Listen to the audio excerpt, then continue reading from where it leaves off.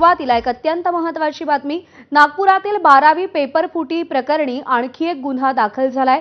पेपरफुटीचं मुख्य केंद्र उमरेड असल्याची धक्कादायक माहिती समोर आली आहे। उमरेडमधील शिकवणी वर्ग संचालक डॉक्टर अतुल चौधरीला पोलिसांनी ताब्यात घेतलंय। जेई, नीट आणि 8वी ते 12वीचे सुमारे 175 विद्यार्थी या क्लासमध्ये शिकतात। 26 जानेवारीला 12वीच्या विद्यार्थ्यांसाठी सराव परीक्षा घेण्यात आली होती आणि या सराव परीक्षेत दिलेला रसायनशास्त्राचा पेपर आणि बोर्डाच्या पेपरमधले बहुतांश प्रश्न आणि काही प्रश्नांचा क्रम बहुतांश सारखा होता। प्रश्न तसंच क्रमही एकसारखा असल्याने संशय बळावलेला आहे।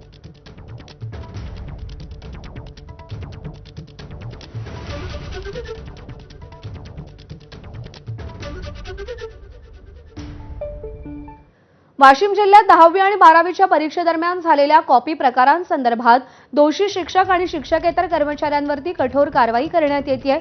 आतापर्यंत 22 जणांना निलंबित करण्यात आले अशी माहिती शिक्षणाधिकारी जिल्हा परिषद वाशिम मंगल धुपे यांनी दिलेली आहे।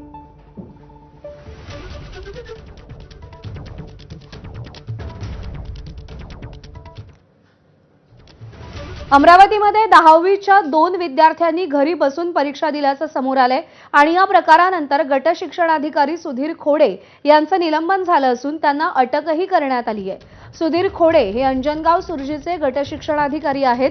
त्यांनी इंग्रजी विषयाचा पेपर विद्यार्थ्यांना घरी बसून लिहून दिला होता। चोरीला गेलेला पेपर विद्यार्थ्यांनी आपापल्या घरी बसून लिहिला होता। 2 विद्यार्थ्यांपैकी एकाचा पालक राजकीय नेता असल्याचं समजतंय। 2 विद्यार्थ्यांसह पालकाची पोलिसांकडून चौकशी सुरू आहे। विस्तार अधिकारी सुशील अभ्यंकर आणि एक पालक फरार असल्याचंही कळतंय।